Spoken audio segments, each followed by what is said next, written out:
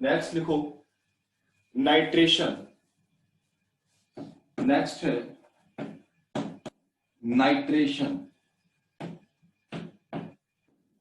Nitration का मतलब होता है एडिशन ऑफ NO2। क्या होता है? एडिशन ऑफ NO2 होता है। नाइट्रेशन का मतलब होता है addition of NO2 in hydrocarbon. मतलब एल्केन में NO2 को ऐड कैसे करते हैं? जैसे हम लोग ऐड करते हैं किसको? सिंपली हम जिसको Cl और Br को ऐड करते थे वैसे ही किसको करते हैं? NO2 करते हैं। कैसे करते हैं देखो, इसमें थोड़ा सा लॉजिक लगता है। देखो होता क्या है, रिएक्शन कैसे होती है मैं आपको बता दूं। एक कोई मान लिया एल्केन है, इस तरीके से सुनना, ये कोई एल्केन है। जब इसकी रिएक्शन हम HNO3 के साथ करते हैं तो होता क्या है, इस H की जगह ये H हट जाता है और इस H की जगह क्या लग जाता है? NO2 लग जाता है। ठीक, और साथ में क्या निकल जाता है? वाटर निकल जाता है। लेकिन ये हमेशा नहीं होता है। ये किस कंडीशन में होता है? देखो लिक्विड फेज में क्या होता है, इन लिक्विड फेज अगर फेज आपको लिक्विड दी होगी, इन लिक्विड फेज में ये रिएक्शन कब होगी? जब नंबर ऑफ कार्बन जो होंगे वो 6 या 6 से ज्यादा होंगे। जब नंबर ऑफ कार्बन 6 या 6 से ज्यादा होते हैं तब ये रिएक्शन क्या होती है? पॉसिबल होती है। तब ये रिएक्शन पॉसिबल होती है, अदरवाइज नहीं होती। ठीक है। और अगर वेपर फेज में है, अगर लिक्विड फेज में है तो सिंपली रिएक्शन हो जाती है ऐसे। बट इन वेपर फेज में रिएक्शन कब होगी? जब नंबर ऑफ कार्बन क्या होंगे? लेस देन 6 होंगे। क्या होंगे? लेस देन 6 होंगे। तब क्या होता है? इस कंडीशन में क्या हो जाता है? एक्सप्लोजन हो जाता है। क्या हो जाता है? एक्सप्लोजन का मतलब होता है कि सब चीजें क्या हो जाती है हाइड्रोकार्बन में? ब्रेक हो जाती है। कैसे एक्सप्लोजन होता है देखो मैं बताता हूं आपको। इस एग्जांपल ले लिया हमने CH3 CH2 CH3 CH3 CH2 CH3। यहाँ 6 से कम कार्बन है। कितने कार्बन टोटल? 3 कार्बन है। इसकी रिएक्शन हम कराते हैं भैया HNO3 के साथ। किसके साथ कराएं? HNO3 के साथ कराएंगे। ठीक है, हीट करेंगे साथ में तो क्या होगा देखो, यहाँ पर जितनी कंडीशन सब बनेगा। एक बार बनेगा CH3NO2, ठीक, CH3 CH2NO2 बनेगा। एक्सप्लोज कर जाता है, सब कुछ ब्रेक हो जाता है। एक बार CH3 CH2 CH2NO2 बनेगा। मतलब कोई एक फिक्स प्रोडक्ट नहीं बनता यहाँ पर। यहाँ पर कई सारे प्रोडक्ट बनते हैं। ये हाइड्रोकार्बन होता है, ये एल्केन ब्रेक हो जाता है और यहाँ पर क्या हो जाता है? बहुत सारे प्रोडक्ट क्या होते हैं? फॉर्म हो जाते हैं। ठीक है, मतलब यहाँ पर क्या हो जाता है बेटा? एक्सप्लोजन हो जाता है। ठीक है, अगला क्या बन जाता है प्रोडक्ट यहाँ पर? CH3 CH CH3NO2। लेकिन जब लिक्विड फेज में होता है, 6 से ज्यादा कार्बन होते हैं, तब एक फिक्स प्रोडक्ट बन जाता है। जैसे एग्जांपल मान लिया हमने ले लिया C6H14 एल्केन है, ध्यान रखना। इसकी रिएक्शन हमने HNO3 से करा दी।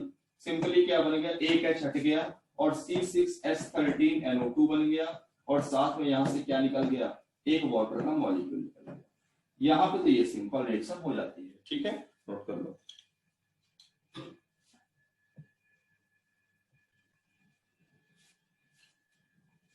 नेक्स्ट है combustion of hydrocarbon, combustion of alkene, combustion of alkene, alkane का कंबशन। देखो कंबशन दो तरह का होता है, कंप्लीट और इनकम्प्लीट, या इसको बोलते हैं ऑक्सीडेशन। क्योंकि कंबशन जो होता है वो ऑक्सीजन के प्रेजेंस में होता है, और जब ऑक्सीजन की प्रेजेंस में होता है इसका मतलब क्या होता है? उसमें क्या हो रहा है? ऑक्सीडेशन हो रहा है। ठीक है, कंबशन का एक तरह से मतलब क्या होता है? ऑक्सीडेशन। कंबशन किसकी प्रेजेंस में होता है? ऑक्सीजन की प्रेजेंस में। तो अब ऑक्सीजन की प्रेजेंस में हो रहा है काम, तो ऑक्सीजन का एडिशन होगा, इसका मतलब क्या बोलेंगे? ऑक्सीडेशन। ये दो तरीके का होता है। किसका? दो तरह का होता है। एक होता है कंप्लीट ऑक्सीडेशन, एक होता है incomplete oxidation. Complete oxidation, complete oxidation, और दूसरा होता है इनकम्प्लीट ऑक्सीडेशन। दोनों में फर्क सिर्फ एक होता है, जब कंप्लीट ऑक्सीडेशन होता है तो क्या होता है, यहाँ पर कौन सी गैस निकलती है, CO2 गैस निकलती है। जब इनकम्प्लीट होता है तो कार्बन मोनोऑक्साइड गैस निकलती है। जब किसी हाइड्रोकार्बन का हम कंप्लीट ऑक्सीडेशन कराते हैं तो CO2 गैस निकलती है, इनकम्प्लीट कराते हैं तो कार्बन मोनोऑक्साइड गैस निकलती है। ठीक है। और दूसरी चीज, रिएक्शन कैसी होती है भैया, एक्सोथर्मिक होती है। कैसी होती है, एक्सोथर्मिक होती है। मतलब ड्यूरिंग कंबशन एनर्जी क्या होती है, हीट क्या होती है, रिलीज करती है। हीट क्या करती है, रिलीज करती है। देखो जरा यहां ध्यान से, मान लिया कोई हमारे पास एक एल्केन है CnH2n+2, ये इसका जनरल फॉर्मूला होता है। इसका मुझे कंबशन कराना है तो मैं सिर्फ डायरेक्ट एक रिएक्शन लिख रहा हूं बैलेंस करके, 3n+1/2 O2 change NCO2 plus N+1 water. ये होता है हाइड्रोकार्बन का बैलेंस्ड केमिकल रिएक्शन। किसका, हाइड्रोकार्बन के कंबशन का। ये हाइड्रोकार्बन के कंबशन का कंप्लीट बैलेंस रिएक्शन आपके सामने है, देख लो आप। CnH2n+2 ये हमारा एल्केन है। ठीक है, एल्केन का कंबशन हो रहा है, कंबशन ऑक्सीजन की प्रेजेंस में होता है। ठीक है कि नहीं, सही। अब देखो NCO2 प्लस N+1 वाटर। अब यहाँ पर N=1 रखो तो मेथेन आएगा। मेथेन का जब हम कंबशन करते हैं तो क्या हो जाएगा, N=1 रखा है, हर जगह 1 रख दो, N बराबर 2O2 चेंज CO2 प्लस 1+1 कितना हो जाएगा, 2 मॉलिक्यूल वाटर का हो जाएगा। देख लो आप। ठीक है, N=2 रख दो, जब यहाँ 2 रखोगे तो क्या आएगा, C2H6 आएगा। ठीक है, 2 रखो, 3 + 6 + 1 7/2O2। ठीक है, चेंज क्या आ जाएगा, 2CO2 प्लस कितना आएगा, 3H2O आ जाएगा। आप कुछ मत करो, आप यहाँ पर बस ये जो स्टैंडर्ड रिएक्शन है इसको आप दिमाग में रखो। बस इस स्टैंडर्ड रिएक्शन को दिमाग में रखोगे, आसानी से कंबशन करा ले जाओगे। ठीक है, ये तो हमारा कंप्लीट कंबशन हुआ। ये बात किसकी हुई, कंप्लीट कंबशन की। अब बात ये आती है सर इनकम्प्लीट कंबशन क्या होता है। तो देखो इनकम्प्लीट कंबशन में क्या निकलता है, देखो मैं यहां लिख रहा हूं इनकम्प्लीट कंबशन। और किसका कंबशन हो रहा है, एल्केन का कंबशन हो रहा है, इनकम्प्लीट कंबशन ऑफ एल्केन। ठीक है, अब देखो यहां पर क्या होता है, देखो CH4 plus 2O2 change CO plus 2H2O। CO sorry balancing होगा, 2CH4 कर दो और इसको हो जाएगा तुम्हारा 2CH4 plus 3O2 change 2CO और 4H2O। तो जब इनकम्प्लीट कंबशन होता है तो क्या निकलता है, कार्बन मोनोऑक्साइड गैस निकलती है। और जब कंप्लीट कंबशन होता है तो CO2 गैस निकलती है। दोनों में फर्क कितना होता है, बस ये याद रखो। ओके, जल्दी से नोट करो। आइसोमराइजेशन, आइसोमराइजेशन का मतलब होता है हमें कोई एल्केन दिया होता है और उसको किसी रिएजेंट की वजह से हीट करते हैं तो उसके आइसोमर फॉर्म हो जाते हैं। जैसे देखो, जैसे मान लिया ये हमारे पास नॉर्मल ब्यूटेन है। ठीक है, अगर आप इसकी रिएक्शन करते हो AlCl3 के साथ HCl की प्रेजेंस में, AlCl3 के साथ HCl की प्रेजेंस में करते हो। ठीक है, कितने पे, 523 केल्विन पे हीट करते हो साथ में। तो बस तुम्हें ज्यादा कुछ दिमाग नहीं लगाना, इसी ब्यूटेन के क्या बना लो, आइसोमर बना दो। तो इसके ब्यूटेन के आइसोमर क्या बनेगा, यही तो बनेगा, आइसोब्यूटेन बन जाएगा। बस सिंपल एक प्रोडक्ट होता है। मतलब the process of conversion of one isomer to another isomer, मतलब इसका तुम्हें आइसोमर बनाना है इसकी प्रेजेंस में। याद रखो, रिएजेंट पता रखो और ये पता होना चाहिए कि इसका मुझे क्या बनाना है, आइसोमर बनाना है। और इसका आइसोमर तुम्हें बनाना आता है कि तुम पढ़ चुके हो प्रॉपर तरीके से। अब देखो जैसे एग्जांपल अगला दे रहा हूं, देखो ये है हमारा। अब देखो समझो, इसकी रिएक्शन करानी है AlCl3 के साथ, HCl की प्रेजेंस है और 523 केल्विन टेम्परेचर है।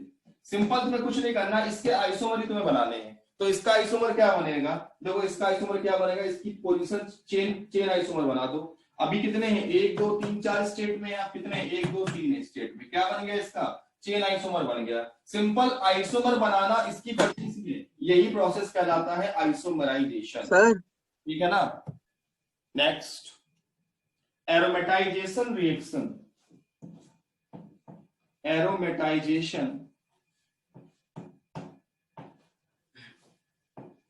एरोमेटाइजेशन रिएक्शन किसी भी नॉर्मल चेन को अगर एरोमेटिक कार्बन में, एरोमेटिक चेन में, एरोमेटिक रिंग में कन्वर्ट करना हो तो कैसे करते हैं, उस प्रोसेस को बोलते हैं एरोमेटाइजेशन रिएक्शन। ठीक है, देखो कैसे रिएक्शन होती है यहाँ पे रिएक्शन चलो सिंपल लिखो CnH2n+2, और ये रिएक्शन तभी होगी जब ये जो नंबर ऑफ कार्बन एटम है वो क्या होंगे, 6 या 6 से ज्यादा। ये रिएक्शन तभी होगी जब नंबर ऑफ कार्बन एटम 6 या 6 से ज्यादा होंगे। ठीक है, इसकी जो हम रिएक्शन करते हैं वो करते हैं Cr2 प्लस Al2O3 की प्रेजेंस में, Cr2O3 प्लस Al2O3 की प्रेजेंस में करते हैं। सर आपकी वीडियो नहीं आ रही। CnH2n+2 नंबर ऑफ कार्बन 6 से ज्यादा होंगे, Cr2O3 प्लस Al2O3 की प्रेजेंस में रिएक्शन कराएंगे और टेम्परेचर लेंगे 450 डिग्री सेल्सियस से 600 डिग्री सेल्सियस के बीच में। ठीक है, तो क्या होगा, ये हमारा जो एल्केन है किसमें कन्वर्ट हो जाएगा, ये हमारा एरोमेटिक कार्बन, एरोमेटिक रिंग में कन्वर्ट हो जाएगा। 6 कार्बन लोगे तो क्या बनेगा, सिंपल बेंजीन बन जाएगा। ठीक है, सिंपल क्या बन जाएगा, एक बेंजीन बन जाएगा, क्योंकि यहाँ पर क्या 6 और साथ में क्या निकलेगा, साथ में, अच्छा सॉरी इसका वो रिएक्शन बतानी पड़ेगी। देखो क्या बनेगा, CnH2n-6 प्लस 4H2 निकल जाएगा। जब तुम नंबर ऑफ कार्बन आइटम 6 लोगे तो क्या होगा, यहां से क्या CnH2n+2 के रिएक्शन इससे कराएंगे, क्या बनेगा CnH2n-6 प्लस 4H2। देखो रिएक्शन अब होती कैसे है, एग्जांपल देखो इसका।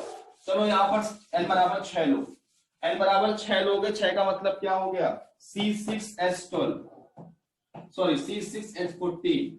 ठीक, इसकी रिएक्शन इस रिएजेंट से कराओ, क्या बनेगा C6, 6 दूनी 12 में 6 चलेगा 6, C6H6। C6H6 का मतलब क्या होता है, बेंजीन होता है। क्या होता है, बेंजीन, और 4H2 क्या हो जाएंगे, निकल जाएंगे। चलो C7 ले लो, 7 ले लो कार्बन, C7H16 ले लो, सेम रिएजेंट से रिएक्शन करा दो, क्या बनेगा C7H8 बन जाएगा। क्या बन जाएगा, C7H8, और C7H8 का मतलब क्या होता है, टॉलुइन होता है। देखो 6 कार्बन की रिंग बन गई, एक कार्बन बचा, ऊपर क्या लगा दो, CH3 लगा दो, साथ में क्या निकल जाएगा, 4H2 निकल जाएगा। ठीक है, चलो 8 ले लो, C8H18 ले लो, चलो सेम रिएजेंट है, रखो यहाँ पर C8 क्या बनेगा, C8H10 बन जाएगा, C8 और 8 दूनी 16, 16 6 10 बन जाएगा,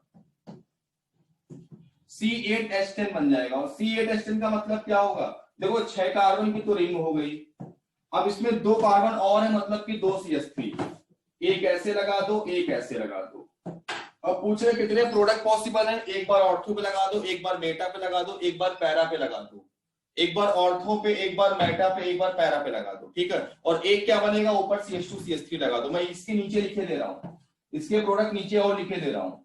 एक बार कहां लगा दो, अगर पूछ ले पॉसिबल प्रोडक्ट बताओ, तो पॉसिबल कितने हैं, इसके आइसोमर कितने बनेंगे, पोजीशन आइसोमर 3 बनेंगे, प्लस एक ये भी बना सकते हो, प्लस 2 कार्बन है, CH2 CH3, ये लिख सकते हो। देख लो,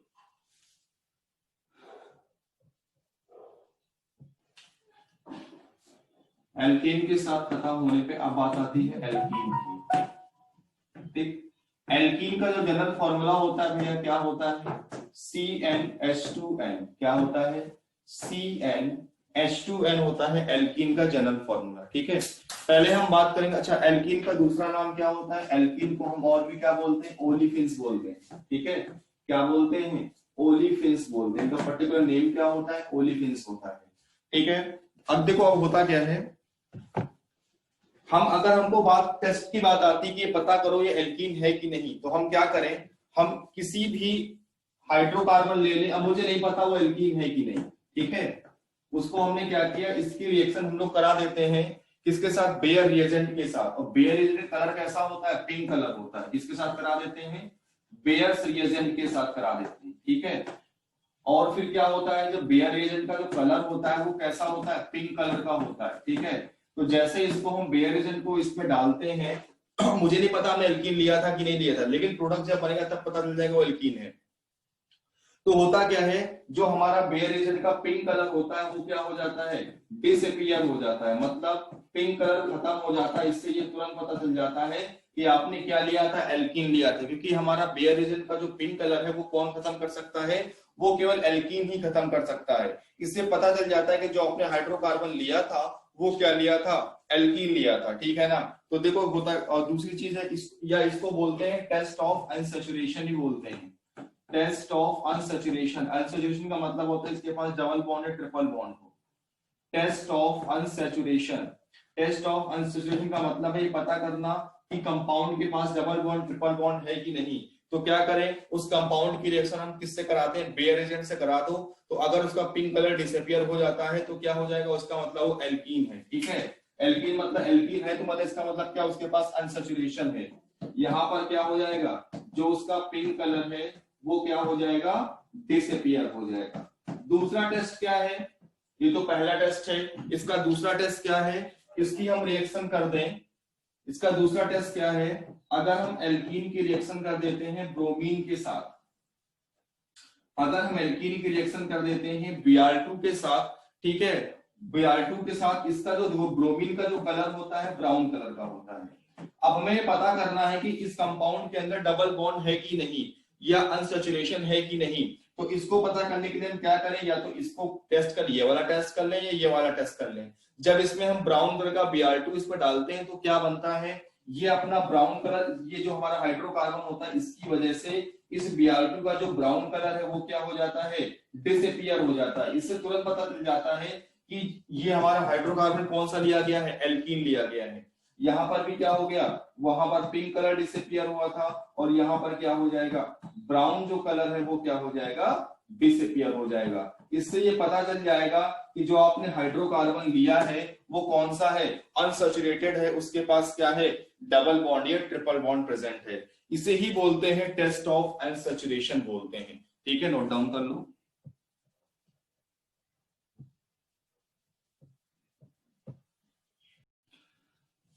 अब बात करेंगे एल्कीन के मेथड ऑफ प्रिपरेशन की, एल्कीन को हम किस किस मेथड से फॉर्म कर सकते हैं। तो सबसे पहले हेडिंग डालो from metal, from alkyne, from alkyne. Alkyne से हम एल्कीन कैसे बनाते हैं उसकी बात करेंगे। तो देखो जरा, सबसे पहले R C triple bond C single bond R, ये हमारा एल्काइन है। और इसकी रिएक्शन जब हम करते हैं किसी मेटल कैटलिस्ट के साथ, किसी मेटल कैटलिस्ट के साथ इसका हम हाइड्रोजनेशन कराते हैं, या फिर PdBSO4 CaCO3 with H2, ठीक है। नेक्स्ट, या फिर हम किससे करा दें, die nickel boron P2 catalyst बोलते हैं, या फिर डाई सियामिल बोरॉन हाइड्राइड के साथ कर दें, या फिर BH3THF के साथ एसिटिक एसिड ले लें।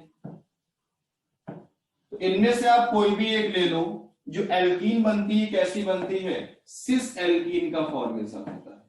किसका फॉर्मेशन होता है, सिस एल्कीन का फॉर्मेशन होता है। जो एल्कीन बनती है आपकी कैसी बनती है, सिस बनती है। लेकिन अगर आप यहीं पर कैसा क्या ले लो, अगर आप यहीं पर सोडियम के साथ लिक्विड अमोनिया ले लो, या फिर लिथियम के साथ लिक्विड अमोनिया ले लो, बर्च रिडक्शन बोलते हैं। इस केस में जो एल्कीन बनती है वो कैसी बनती है, ट्रांस एल्कीन का फॉर्मेशन होता है। इस केस में जो एल्कीन बनती है वो कैसी होती है, वो हमारी ट्रांस एल्कीन होती है, ठीक है। जल्दी से इसको नोट करते हैं।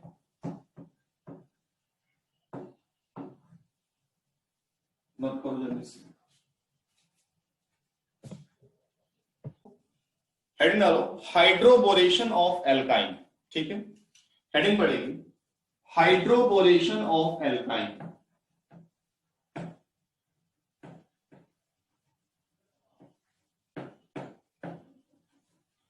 हाइड्रोबोरेशन ऑफ एल्काइन,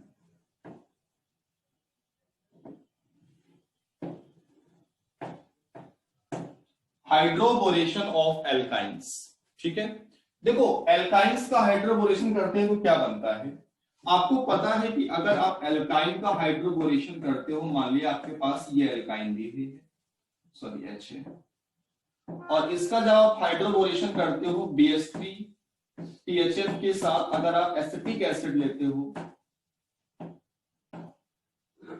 तो क्या बनता है, RCH डबल बॉन्ड CH2 बनता है। एल्कीन का फॉर्मेशन होता है, किसका फॉर्मेशन होता है, एल्कीन का फॉर्मेशन होता है। लेकिन प्रॉब्लम ये आती है, ये नहीं पता चल पाता कि यहां जो हम हाइड्रोजन लगा रहे हैं वो किसके लगा रहे हैं, हम इसका हाइड्रोजन लगा रहे हैं या इसका लगा रहे हैं। इसके लिए मैं बेहतरीन ट्रिक बता देता हूं आपको, सुनना मेरी बात ध्यान से।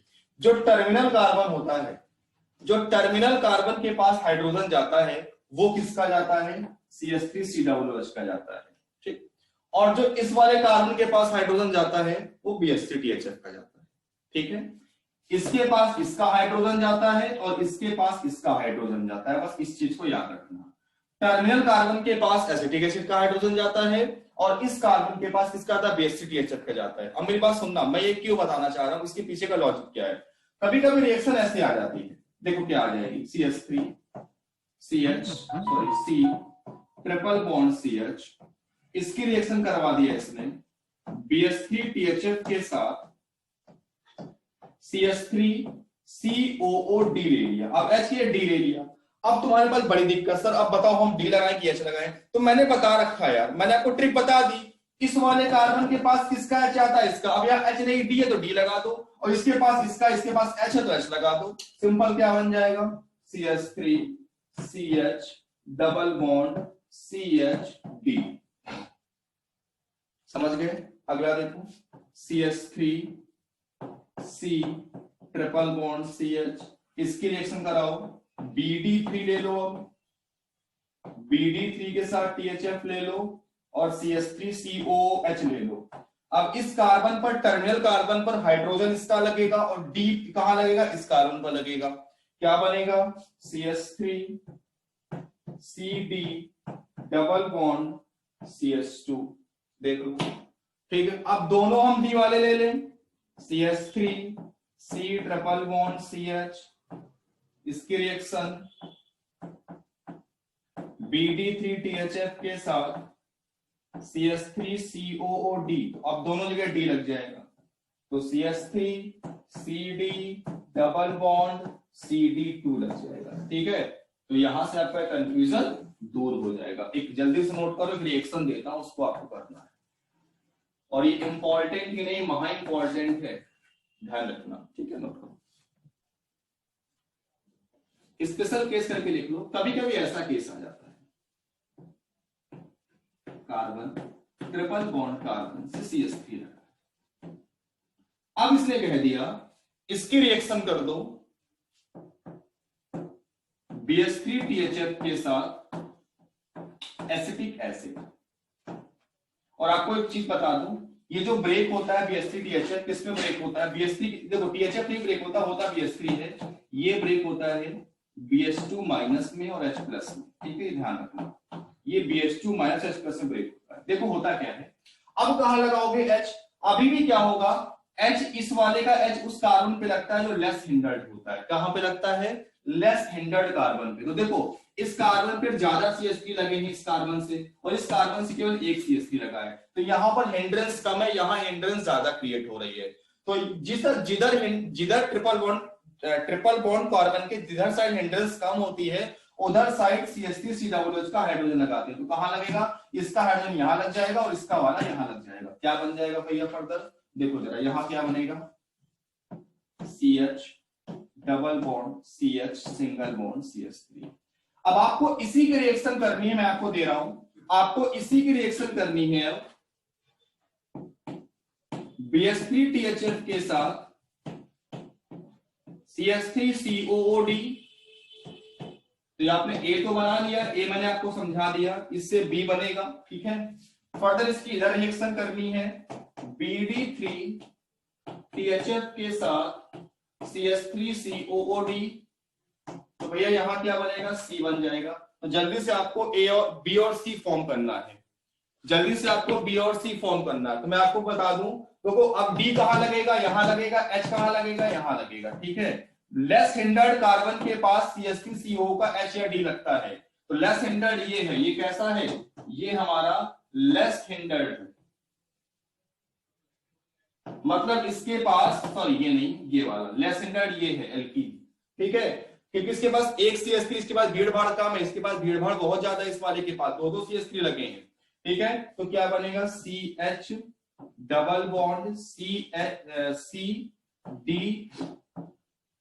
CH3, यहां पे आ जाओ, दोनों D है तो दोनों D लग जाएंगे, CD double bond CD CH3, simple, देख लो आ गया समझ में सब।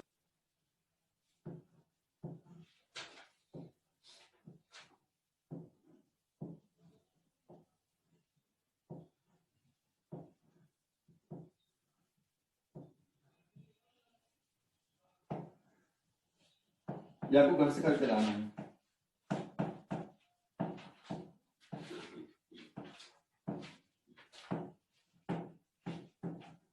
ये आपका वर्क है, इसे कर लेना।